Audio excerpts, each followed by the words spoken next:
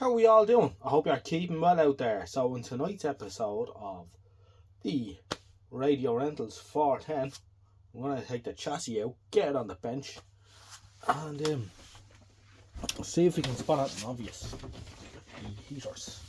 Now, we should be able to run this chassis on the bench because it has an FM tuner on it with a position that shorts out the heater for the CRT.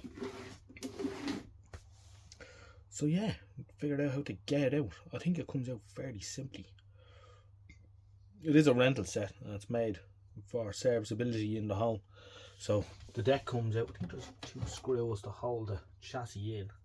Undo the knobs at the front, and then it's all plugs and sockets for the controls on the side, which we can take off and bring with us as well.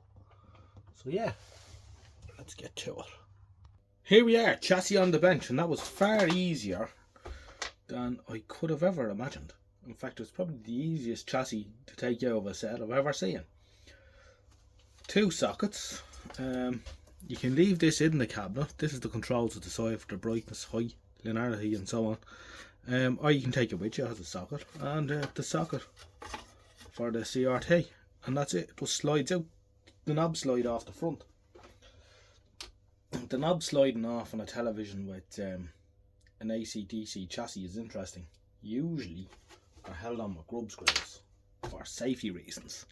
However, they do come off with a pull. So here we are.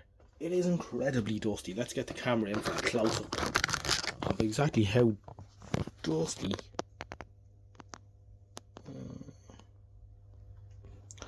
this set is. Ooh. Yeah. So we could say it's original and untouched. A valve has fallen out on our travels. We'll have to locate him.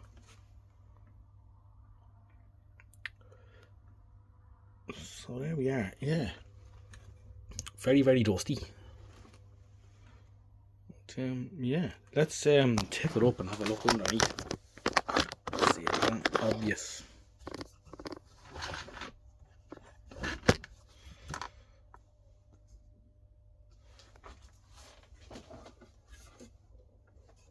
This is a bit loose. I think there is a couple of screws missing out with here and there. Really sure that should be screwed to that with a screw, yeah.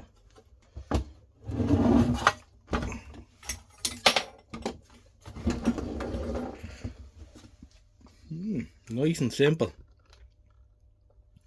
Not too much going on there. And look, we could, if we were so inclined, we could use the socket for the table lamp as a socket for the mains connector if we felt the need. Isn't that such a beautifully simple set? Yeah, these will have to go. I don't think I'll have to do a whole lot to make this work. So, if it has FM,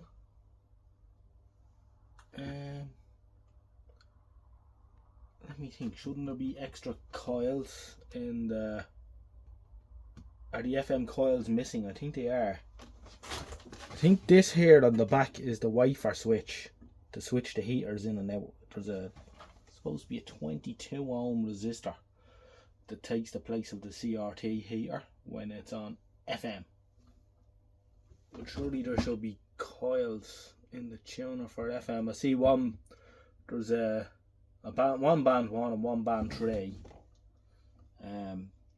biscuits in the tuner, but there's nothing else. I thought the FM ones should be in there too. There are no FM ones. I'll say there's just 2. No cover. I thought this would have had a little box over it. Maybe not.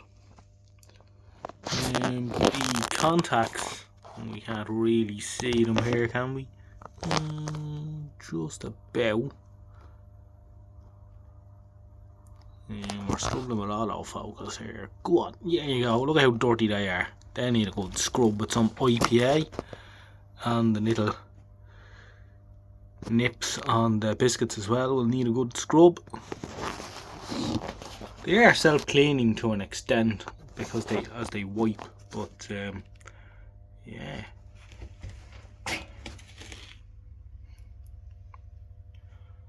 A work of art. Right, well, inspecting the chassis, I've noticed a problem. So, as I said, a lot of the screws are missing out of this RF deck, and it has broken the switch here, the shaft. So what I'm going to do is I'm going to go off and find 1, 2, 3, 4 screws suitable, and then try and fix this shaft, and then we can make some more progress, I think. Right, I got a few screws into it, and I think the next thing I should do is hoover it off a bit, because it's absolutely filthy.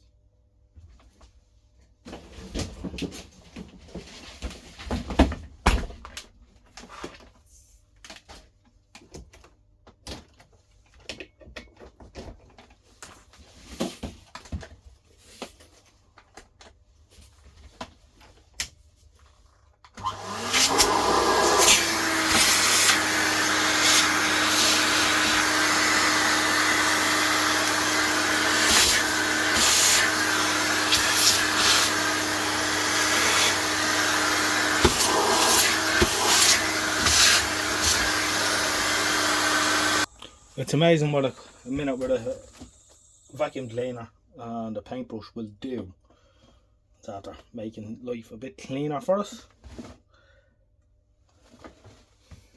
So I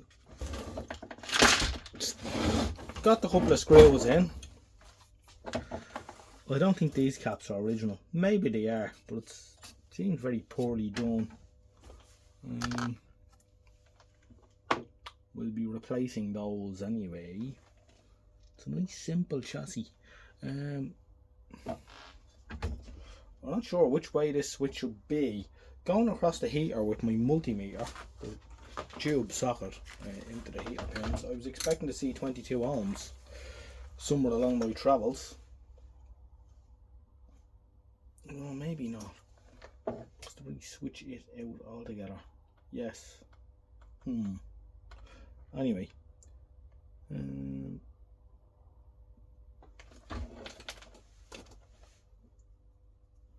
so I'm not sure which way this should be because this is totally broken off. So it's going to be right once a day, like a broken clock.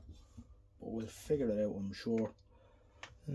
Yeah, I think we're getting there. Slowly but surely. Right, we found a position on that switch on the back of the tuner that turns off the supply to the heater socket for the CRT and dumps it across this 22 ohm resistor here. And sure enough, we've about 3.5 volts across that. Bright lamp limiter.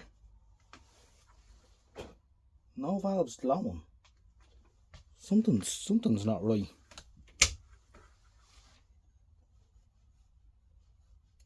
Pull a valve. Heater goes dim.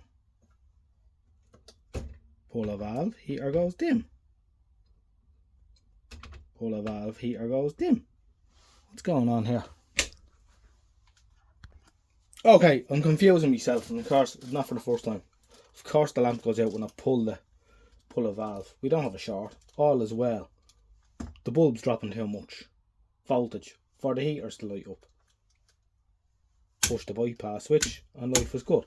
Now, we can leave, because that switch is not connected to the tuner, we can leave that off. The time bases won't run, but the IF strip on that should be awake, and because the front half of the tuner is functioning, well, turning, we should be able to tune in at one of the channels.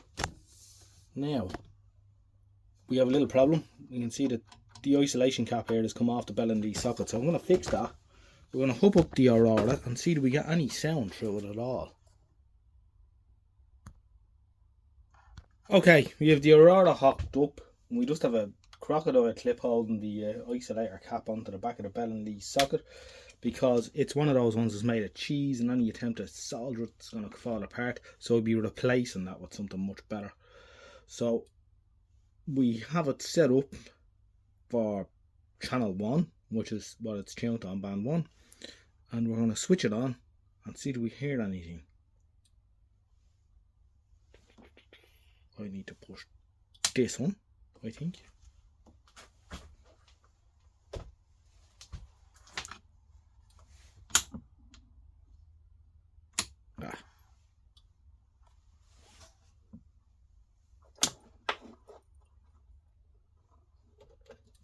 Now,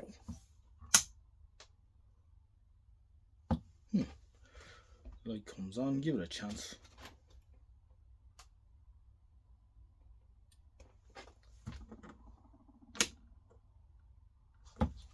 And we will see. We have our extension speaker hooked up to it as well. So we'll be able to hear stuff. Valve heaters are starting to glow.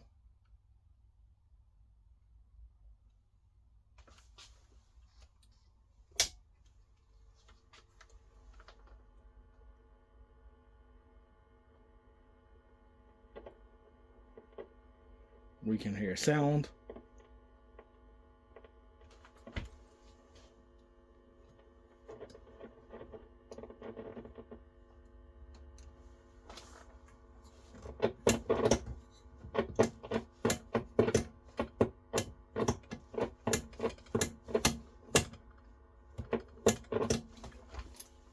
Make sure our Aurora is set up to channel 1.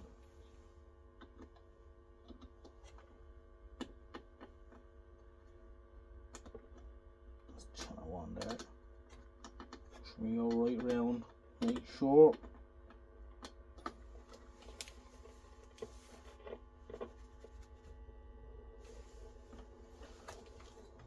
Now, no joy.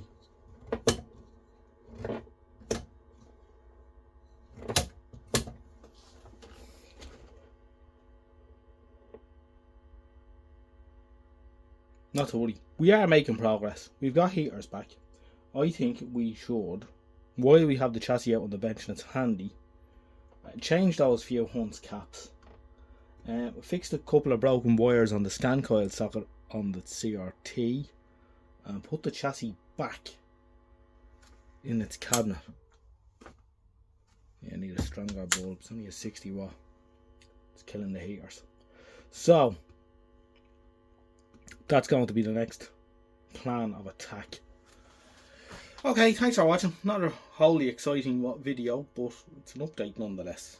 We'll catch you in the next one.